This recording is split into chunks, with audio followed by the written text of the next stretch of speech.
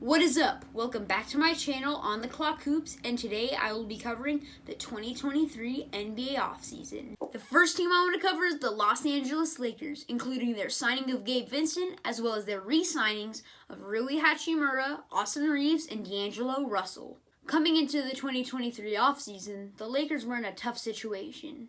The Lakers had D'Angelo Russell, Austin Reeves, as well as Rui Hachimura, who they had picked up in a trade deal earlier, entering the free agency pool.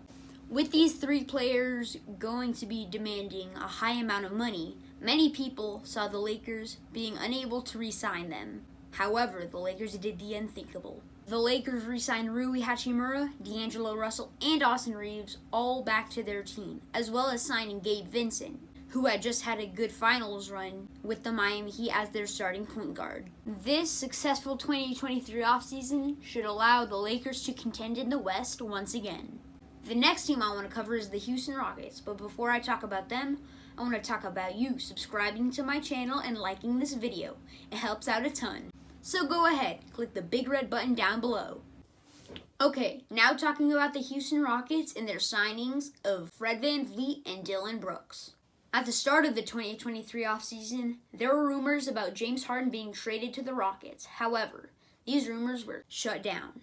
Instead, the Houston Rockets signed Fred VanVleet and Dillon Brooks, both to massive contracts. These were very controversial decisions, as Dillon Brooks has had some history with being a very unliked player in the NBA.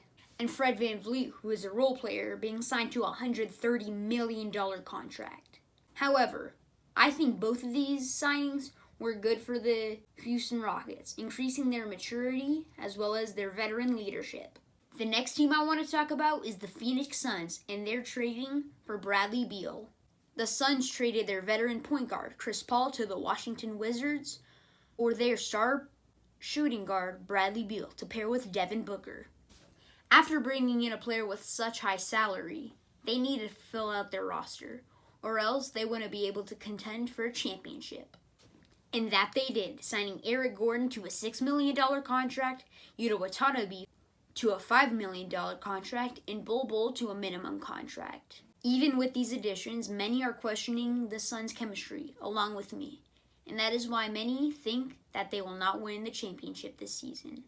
Speaking of Chris Paul, after trading Bradley Beal for Chris Paul, the Washington Wizards traded Chris Paul to the Golden State Warriors for Jordan Poole in a blockbuster trade.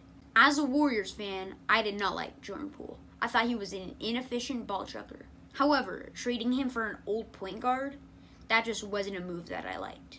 Even so, I think Chris Paul has a good chance of developing the Warriors' young players, Jonathan Kuminga and Moses Moody. And the Warriors are still going to be trying to contend for a championship coming into the 2024 season.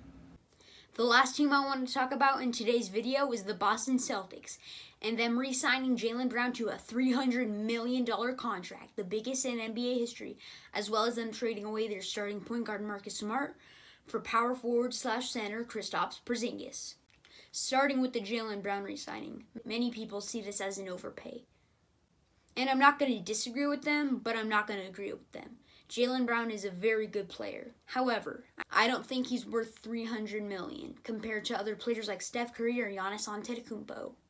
Next, let's talk about the Marcus Smart Kristaps Porzingis deal.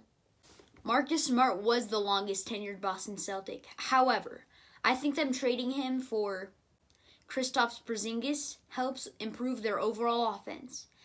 And the Celtics have a plethora of good point guards anyway, Malcolm Brogdon and Derek White. So I'm not worried about the point guard position. With the addition of Kristaps Porzingis, I think that helps the Celtics contend for a championship this year. And that's why I have the Celtics winning this year's NBA championship. That's all for today's video. And remember, drop a like on today's video and subscribe to my channel. See you in next week's video.